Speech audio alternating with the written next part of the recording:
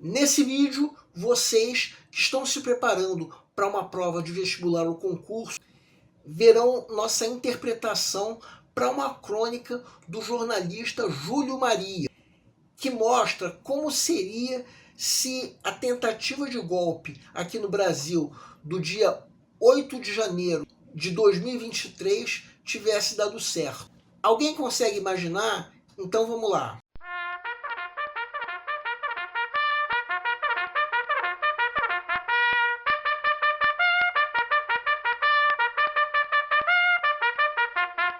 Olá pessoal, eu sou Pedro Brandão, professor de língua portuguesa formado pela PUC do Rio de Janeiro. Começa agora mais uma videoaula do nosso canal Português Papo Cabeça. Em primeiro lugar, inscreva-se no nosso canal para não perder nenhuma das nossas próximas videoaulas e ative o sininho para receber todas as notificações. Quem tiver qualquer comentário, elogio, crítica ou ainda reclamação para fazer sobre as nossas videoaulas, pode nos escrever através dos comentários ou ainda da nossa fanpage do Facebook. E quem estiver gostando do vídeo pode ir deixando o like.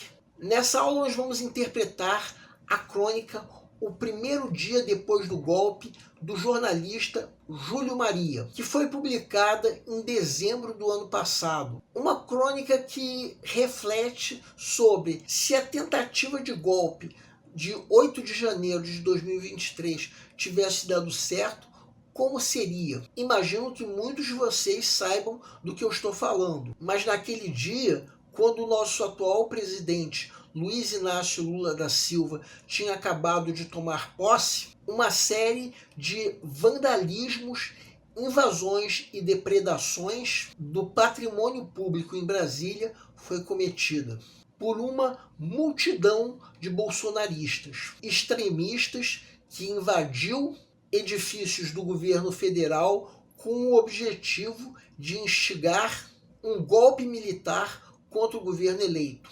Bem, foi uma tentativa de golpe fracassada. Mas e se tivesse dado certo?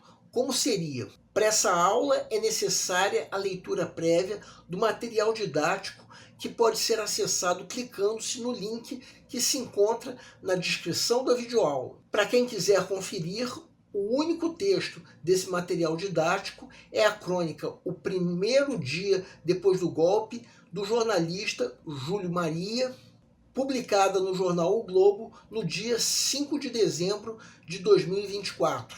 Agora vamos supor que você já leu o material didático. Se você leu, sabe que o que acontece no final é que nosso ex-presidente Jair Bolsonaro acaba decidindo censurar todas as músicas, exceto os artistas sertanejos. Por trás disso havia um fato notório. O que mais houve na eleição presidencial mais recente, de 2022, foi artistas sertanejos que apoiaram o derrotado Jair Bolsonaro. Bem, essa crônica é narrativa. Vamos fazer uma análise desde o começo. Segue um quadro. Vejam o primeiro parágrafo. Sabemos que os golpistas estavam planejando assassinar Lula, Geraldo Alckmin e Alexandre de Moraes. Ou seja, por enquanto temos uma apresentação dessa crônica sobre o que teria acontecido. Os três estariam mortos e Jair Bolsonaro estaria chegando ao Palácio do Planalto. E o que ele fez? Primeiro mandou desfazer tudo aquilo que Lula estava planejando, desde que sua vitória fora divulgada, na saúde, na educação e na economia.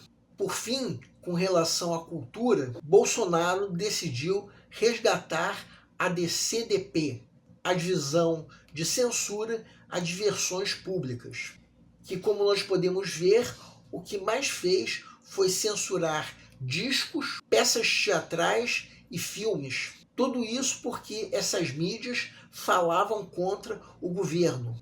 E o que acaba acontecendo nessa crônica é que a população brasileira havia crescido para mais do que o dobro na época da ditadura militar. Com isso, a tarefa da DCDP de censurar acabou vindo junto com uma outra tarefa que demoraria muito mais: a censura de músicas.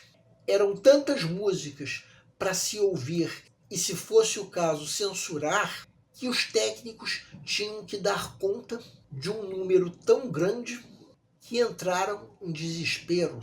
Quase no final, essa crônica menciona Fernanda Montenegro. Na época, o filme em que sua filha Fernanda Torres acabou sendo premiada estava acabando de entrar em cartaz. Sim, Ainda Estou Aqui, que mostra os horrores da ditadura militar. Ou seja, um filme que com certeza seria censurado. Agora vejam o último parágrafo. O técnico fala com Bolsonaro sobre o perigo de músicas que poderiam insuflar as massas.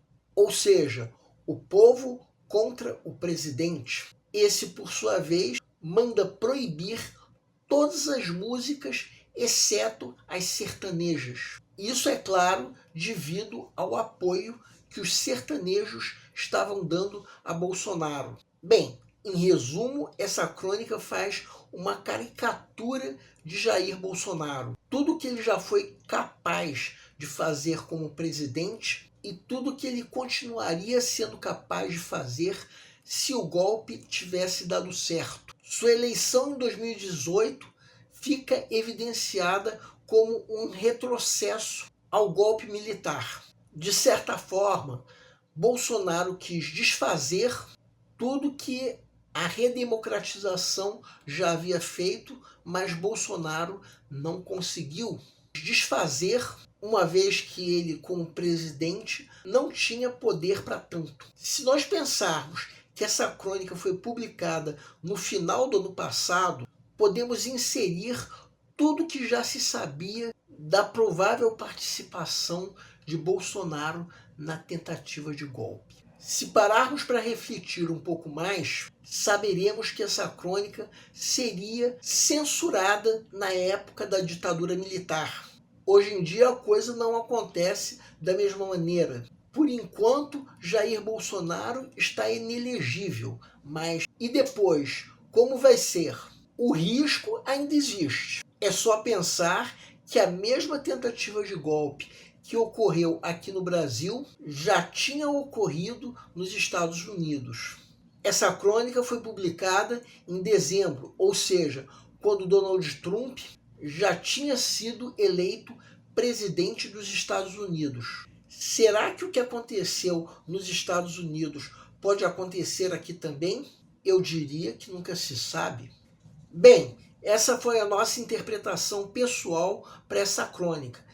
Quem tiver outra interpretação pode e até deve nos escrever, de preferência através dos comentários. O nosso canal Português Papo Cabeça, que antigamente se chamava Aprenda a Língua Portuguesa, agradece a todos vocês que estão assistindo às nossas videoaulas. Em especial, nós agradecemos a todos vocês que estão compartilhando nossas videoaulas com outras pessoas. Muito obrigado, porque vocês estão ajudando o nosso canal a ser feito. Pedimos ainda que deixem um like. Muito obrigado e aguardem nossa próxima aula.